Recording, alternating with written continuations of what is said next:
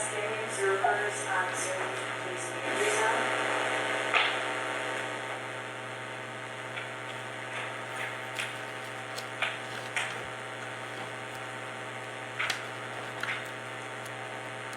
And before we get started here, I believe that Lee has requested to live stream the sentencing. I have no objection to it, but I thought I would ask the attorneys if there were any objections as far as victims' statements, etc. No objection? No objection. No objection to the defense. All right, thank you. This is People of the State of Michigan versus Rashad Trice, docket number 23-855-FC. This is the time set for sentencing.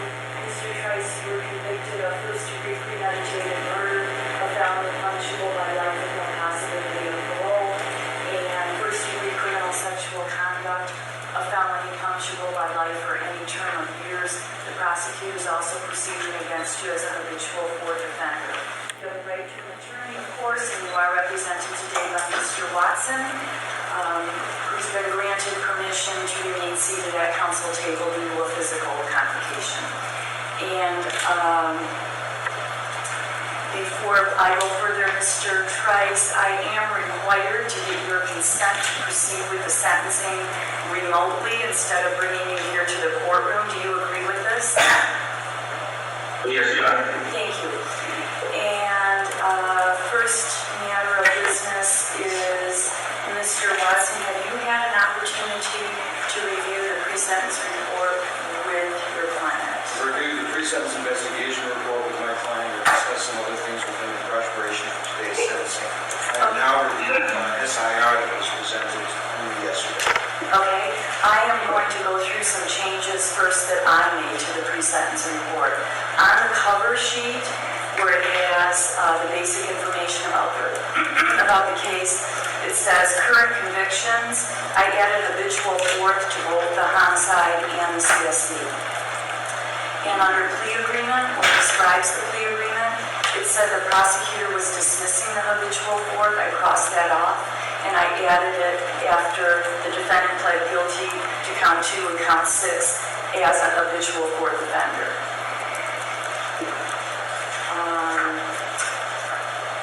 Under evaluation and plan, I added that he pled as a habitual fourth offender.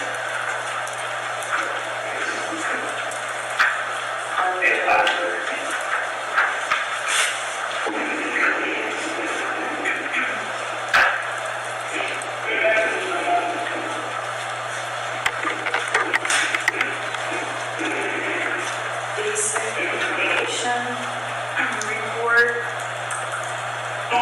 It says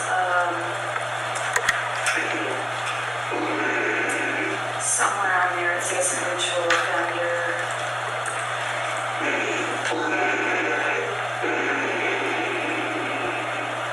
No, when I changed it to yes.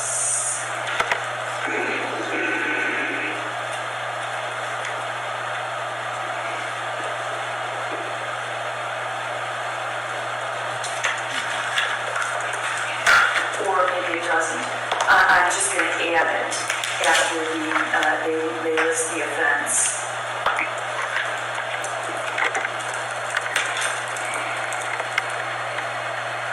So where it says current offense, and it lists first-degree premeditated murder, and I'll put and fourth,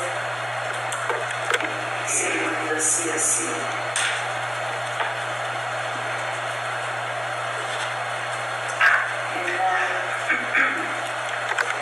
Convictions.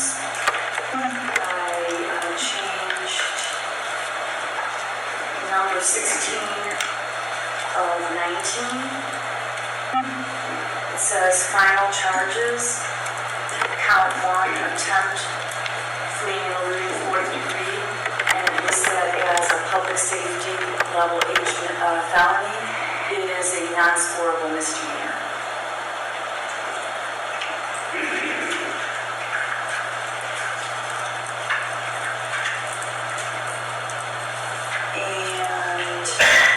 Those are my changes on the report itself. Did you have any other changes, Mr. Watson? Not after review of recent investigation body of the report, I don't review that with Mr. Trice. All right, and Ms. Russo, that's just with respect to the report itself. Did you have any other changes? One change, Your Honor, under its evaluation of plan, page 2, so under adjustment to probation, this would be the narrative from when Mr. Trice was on probation in Livingston County. The narrative indicates in that first paragraph striking his daughter, and then there's a name after that. That name should be stricken. It was actually his girlfriend's daughter. It was actually Wynter in this case that was struck during that incident and that violation of probation. We do have that violation of probation report if the court wishes to see that, but that should be reflected on page 2, as well as page 17 of the pre-sentence report. It indicates that later as well, that it was the same incorrect child that was struck during that violation. So you want me to put Winter's name in there Yes. instead? Okay. Thank you. For striking. I won't be able to spell it correctly.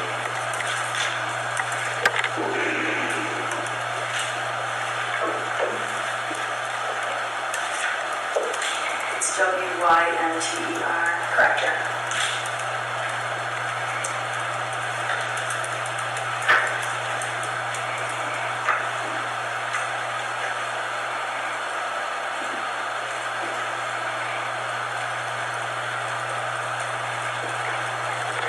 Did you have any objection to that change, Mr. Lutz? No, thank you very much. Is that your only one you said? The only change to the substance of the report, a couple comments on the guidelines, other than that, no changes. Okay. Mr. Watson, did you have any objections to the scoring of the guidelines? And I did change the habitual no to habitual yes on the guidelines. Thank you very much, Your Honor. I reviewed people's sentencing memorandum as it relates to the calculation of guidelines and discussed things with the prosecuting attorneys in this case. I can tell you that we have reached an accord as it relates to the scoring as the Attorney General has offered in its guideline calculations.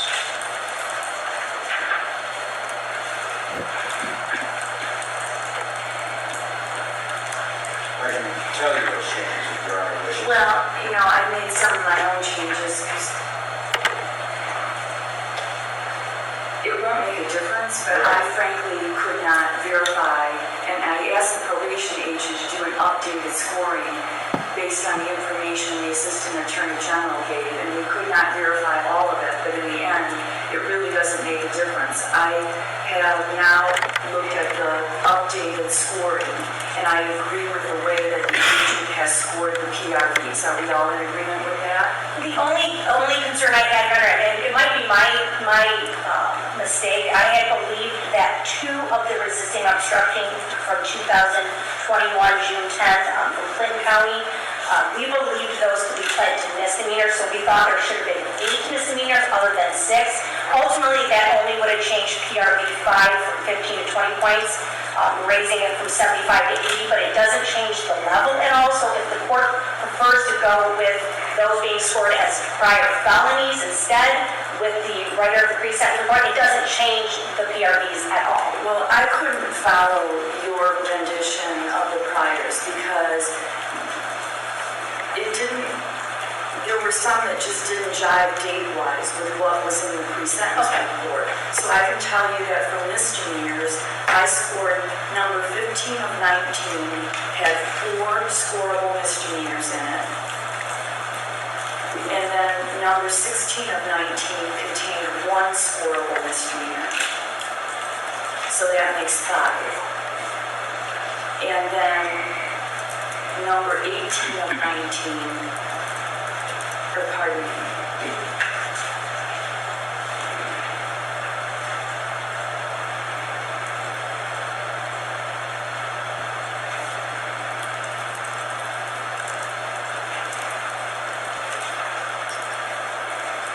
Number 16 of 19 has a non-scorable misdemeanor, 1 scorable misdemeanor. So that makes 5 scorable misdemeanors. And then number 18 of 19 has 1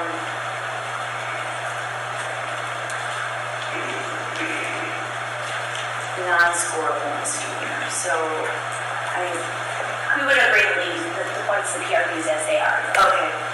And then for the offense variables, The only changes that I would ask to make, and again, ultimately it's going to change the total number of points, not the level. It's going to be OB3. I believe it should be 10 and not 5 points for the medical treatment for the lacerations, cuts, and bruises. yes, I think 10 is well warranted for OB3. So that does take us then to 215 instead of 205. As you said, though,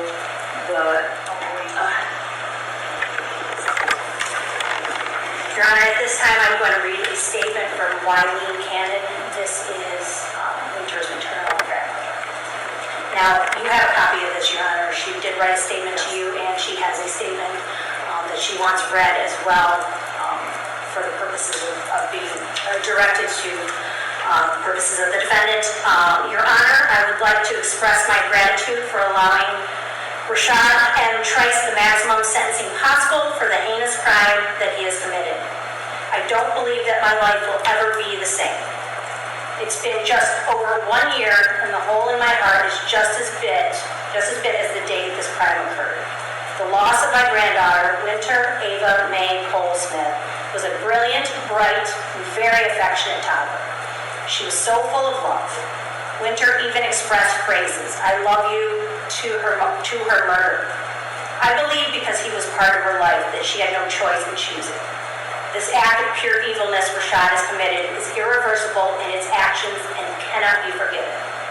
My granddaughter's life was taken before she had the chance to even know who she was, use the potty, say complete sentences. Rashad took her life like an animal, the same way a bulldog takes the young other wild animals in the jungle. Rashad had prior criminal behavior prior to leading up to Wynter's death that I'm sure you know very well. I believe if the punishment was death penalty for murdering children, perhaps this will help save and spare the lives of other children and adult victims as well. It appears that the majority of repeat criminals are very comfortable going back to jail and prison. Serving life without parole is Michigan's maximum sentence. I believe the death penalty would be a wake-up call to a lot of offenders, perhaps. I really wanted the death penalty for Rashad, but I appreciate the current sentence that he's receiving on this date. Rashad has no business in the outside world for the crime he has committed.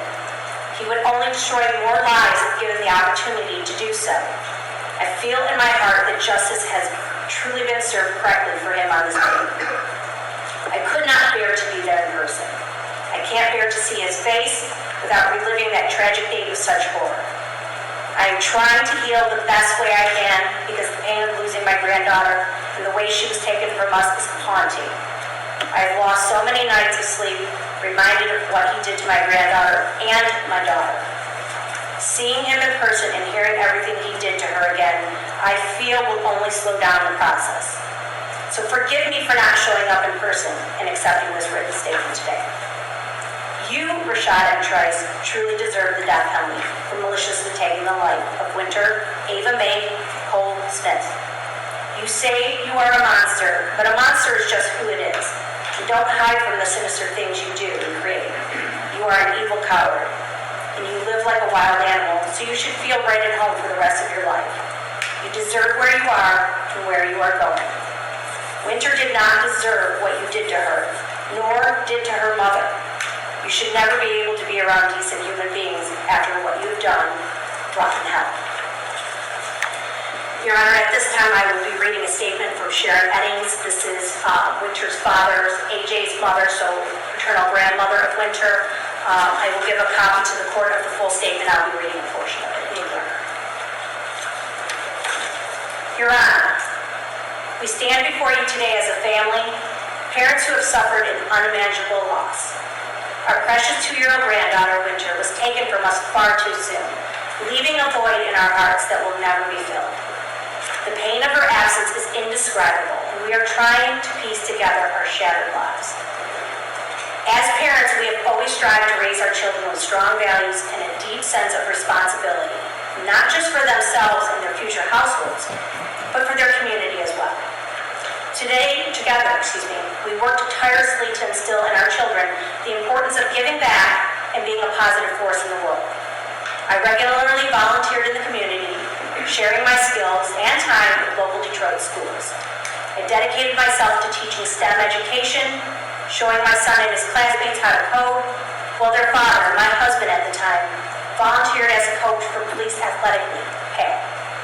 We both wanted to ensure that our children and others learn the value of hard work, discipline, and community involvement while being present in their daily lives. We taught our children how to support themselves responsibly, even at a young age.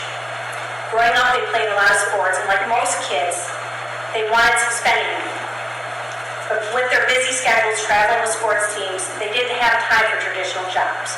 We could have given them money when they played for AAU, but we wanted to teach them how to raise their own. We knew it would mean more to them if we had just given it to them. Myself, AJ, Marquis, and our youngest Jackson would go to Gordon Food Service, buy fundraiser candy bars, and walk around the neighborhood. And the kids would explain why they were raising money. We made homemade pizza and sold slices, spending time with our children and teaching them entrepreneurship, showing them how to make something out of nothing instead of resorting to harming their communities to make money just to wear Nikes and Louis Vuitton. Sometimes I would make sausage, egg, and cheese sandwiches in the mornings, which they would sell at the bus stop to raise money for snacks at lunch. We worked very hard to ensure that our children understood the importance of being resourceful, staying focused, and contributing positively to society. We also taught our children the importance of managing their emotions, resolving conflicts peacefully, and knowing when and how to express themselves appropriately, but also when to stand up appropriately. Their father and I supported them in sports, attended their games, and guided them through the challenges of growing up, always emphasizing the values of respect and maturity. That night, when Wynter went missing, I took to social media and the community rallied around us. We are profoundly grateful to everyone who helped us in our search for her. During that time, they helped me locate and reach out to your family, and when I spoke with your uncle, and later your mother, I got a glimpse into the environment you were raised in. When I asked your mother if you could have harmed my granddaughter, her cold, indifferent response shocked me. She showed no concern for Wynter, only for you, as if her son's well-being was the only thing that mattered. She acted like Wynter kidnapped you and was going to kill you. Some people raise their children with love, values, and a sense of community. Others, it seems, simply drag them up to 18 so they can wipe their hands of them without instilling any morals, values, or concerns for others. It's a, quote, me-first mentality, a lack of empathy that leads to tragedies like this. You didn't just take Wynter's life that night. You destroyed your future as well. You sold your soul, and if you believe in anything at all, you must know that there is a price to be paid for what you've done, more than just serving time. Wynter was better than you then, and she remains better than you today. She will always be better than you. But for our family, it's time to hold our heads high, catch our breath, and begin the painful process of healing. There's nothing more we can do here. We will let nature take its course and let life unfold as it will. We want to thank the FBI, the multiple police departments, and the state authorities who treated us with dignity and respect. While we have been less than satisfied with the federal prosecuting team, particularly the lack of communication, we are grateful for the kindness shown to our family by the state. Finally, we want to express the deepest thanks to the community that has helped search for Wynter, for the prayers, the kind words, the support we received.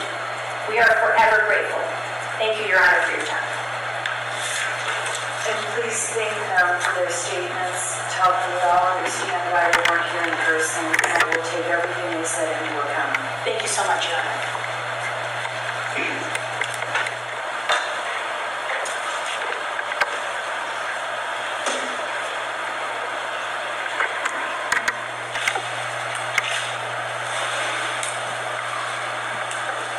Whenever you're ready, sir.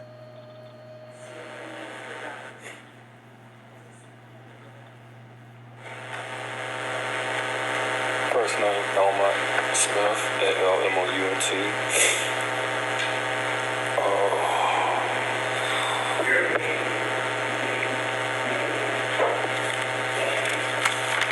And we this statement on behalf of AJ. I'd like to say I'm so proud of him of going back to school to finish where he left off at. That is something that me and the mother taught our kids, to always finish where you left off at. Don't quit. Quitting and saying I can't was not in our household. It was not in our vocabulary.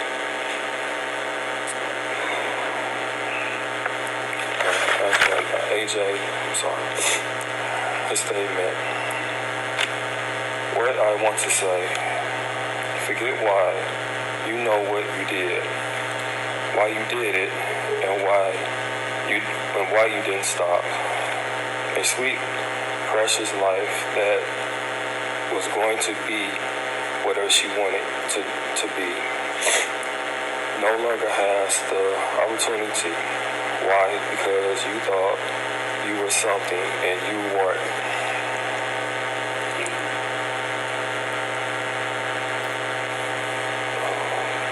You taking out your mistakes and left my daughter alone.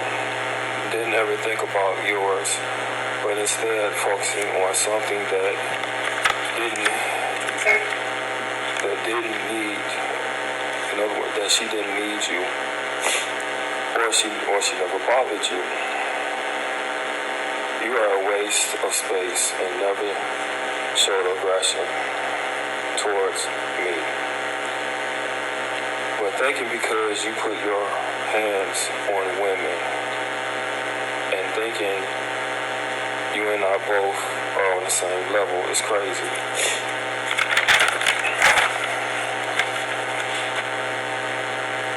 I still remember when you sent inappropriate pictures and videos of your relationship when I didn't even know your name.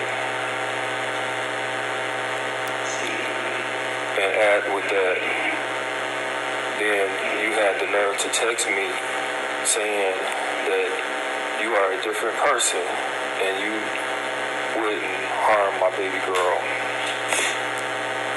You are a coward.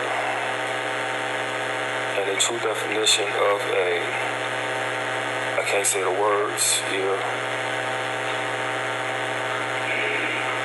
but whatever these words go in and out can't say the words, your head, these probably the best words you have with passion. Unless I can't say the other words,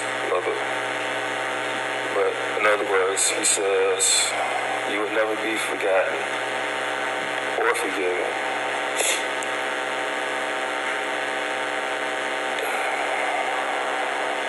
And hope you live a long life. Signed, Elmont Smith, Jr.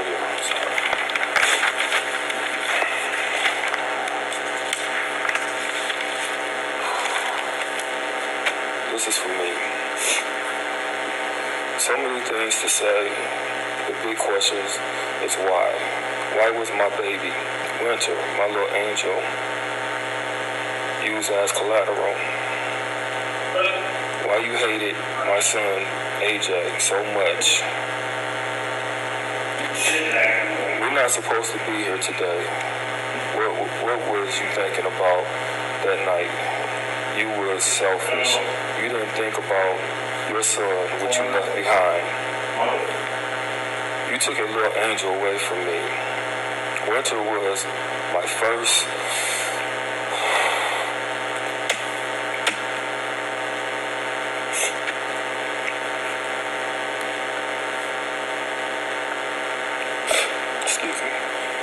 She was my first blood and my only grandchild.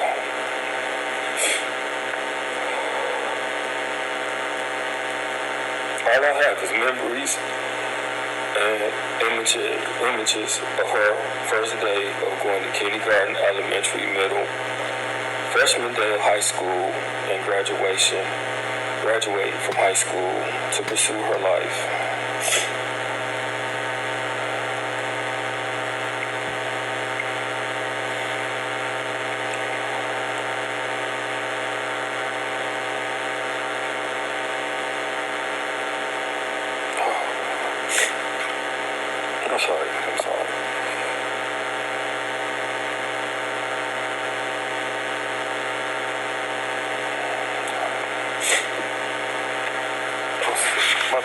I'm sorry. Okay. Let me do that.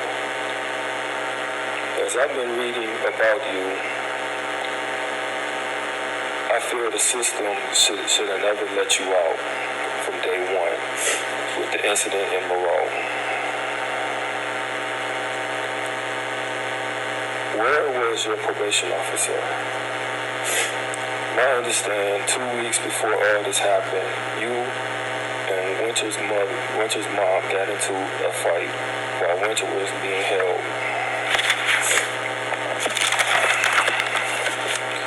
If the police was called, why you wasn't in jail? I really wish we could have met that November of 2022 when I called and wanted to come get Wynter. Because I feel like you would have seen the kind of person of me and AJ. I tell my kids that it's a small world. You don't know who. And I tell my kids it's a small world. We don't know who.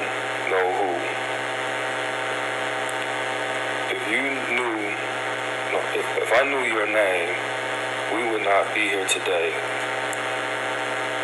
Why? The reason why I say I wish I knew your name and you. The reason why I say I wish I knew your name and you knew mine is because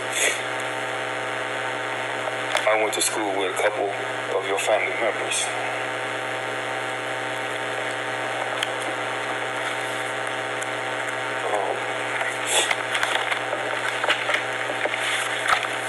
That's all I really have to say, but bottom line is what I heard people statements saying a coward, a monster, killer. To me, you're none of that. To me, there's no word that describe you. I learned that you can't hate nobody. I don't hate you, but I hate what you've done. As again, you took somebody special from me, my only grandchild. And as I see you, you only live a quarter of your life.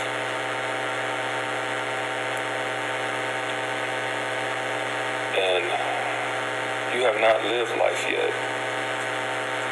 You only lived a quarter of your life. That's nothing. You still got a long ways to go.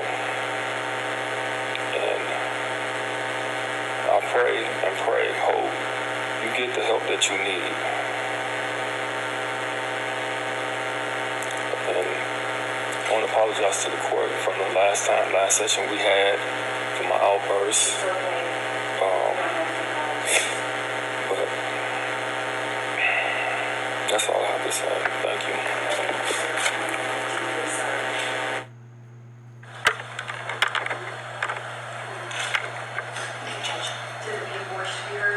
Just briefly, I don't think there's much of a necessity.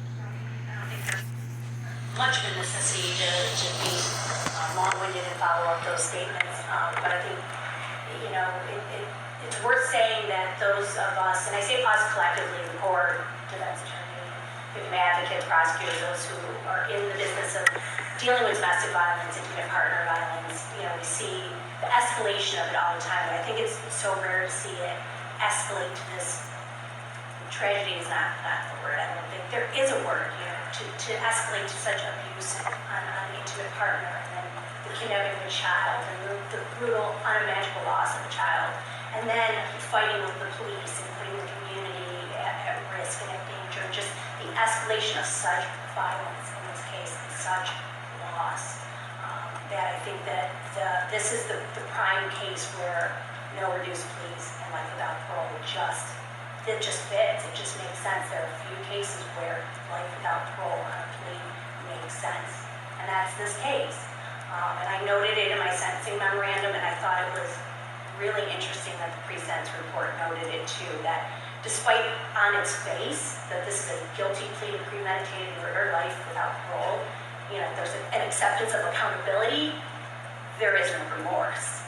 So you would think that somebody who would come in was, accepting a plea of this magnitude would be expressing remorse.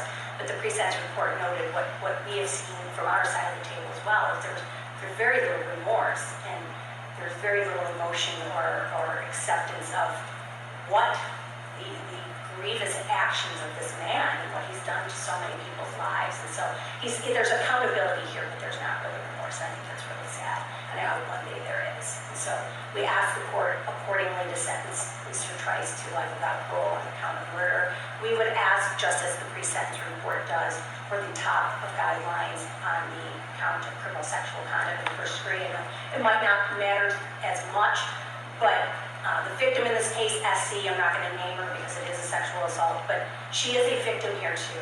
This was an egregious act on her as well, an awful traumatic violation, and she deserves justice as well today. And so we ask for top of guidelines on that. Thank you, Judge. Thank you. Mr. Watson, and you can remain seated if you want. So I should ask for permission to use the table. There are a lot of papers from when we walk back and forth. Okay? Yes. A lot of papers from when we walk back and forth. Okay? Yes. Your Honor, I feel that I got to know a young man who standing before you was ready to accept his sentence.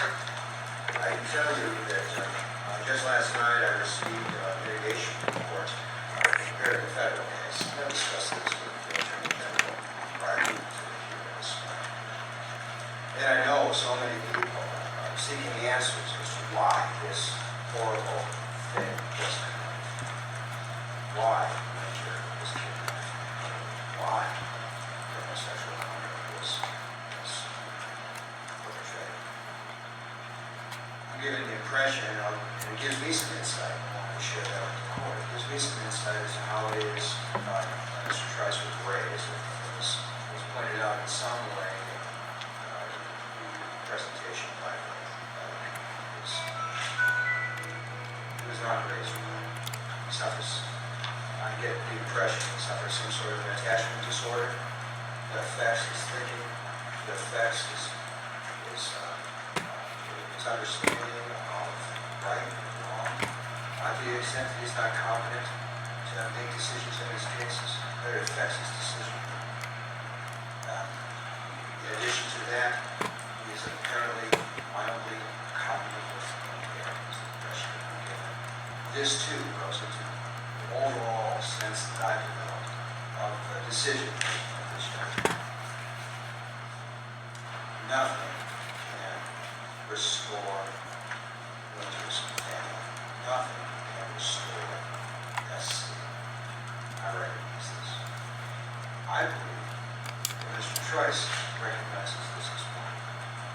After all, I don't know what speaks more loudly about remorse than an independent desire to offer his plea of guilt to a mandatory life sentence. He, among many others, will suffer for the rest of his life the consequences of his misconduct. He's prepared to accept sentencing. I can tell Your Honor, and I hope that Your Honor is familiar with my history as an attorney in this county. This is the very first time, and I pray no last time, I would stand beside somebody and let them offer a plea of guilt to something with a mandatory life sentence.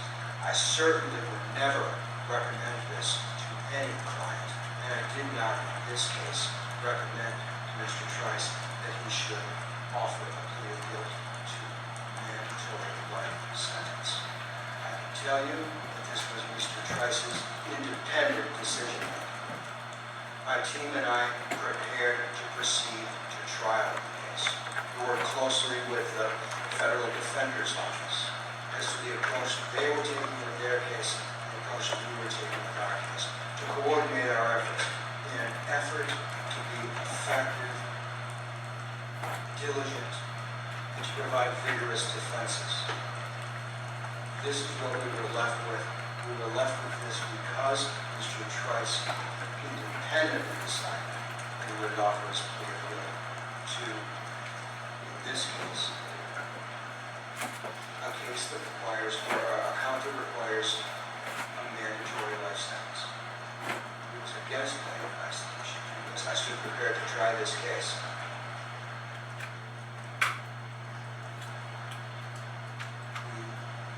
He expects to be sentenced similarly, I believe, in the federal case as well. Our understanding of the agreement, although it's not recited in the pre-sentence investigation report, is that Mr. Trice should serve his sentence in the federal bureau of prisons, only in the event that he should be released from the BOP, and would then be transported to the Michigan Department of Corrections. I discussed with Mr. Trice whether he intends to speak. He has most recently shared with me that he does not intend to, but it is his opportunity to do so. And if he wishes to say something, it is his right to do so. Anything that he might say other than that, I would leave to him. Thank you. Now, Mr. Trice, it is your turn if you wish to say anything or not.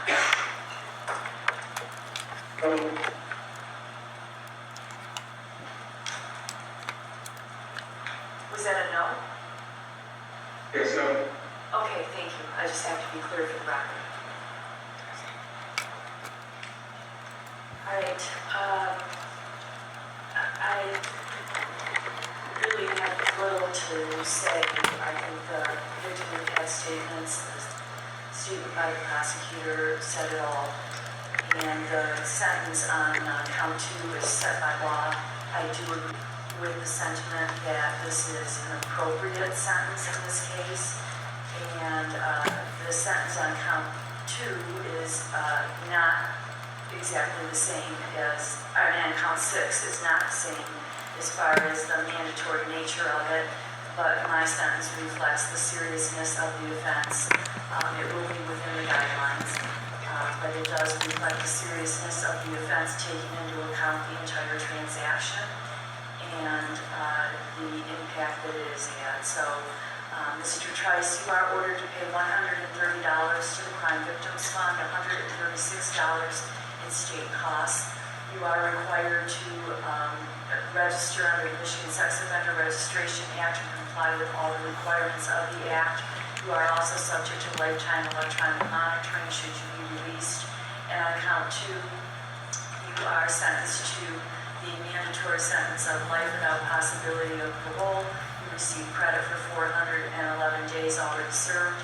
On count 6, you are committed to the custody of the Michigan Department of Corrections for a period not less than 720 months, that is 60 years, nor more than 1,080 months, that is 90 years. You receive credit for 411 days already served. Those two sentences run at the same time from each other. And Mr. Trice, you have the ability to ask the next higher court to look at your conviction and your sentence on appeal. You may also ask for a lawyer at public expense to assist you in that. If you're doing that, you have to do it within 42 days of today's date. There's a form that you use. We will make sure that it gets into your hands. You should just know that the time period starts running from today. And that will conclude this sentencing hearing.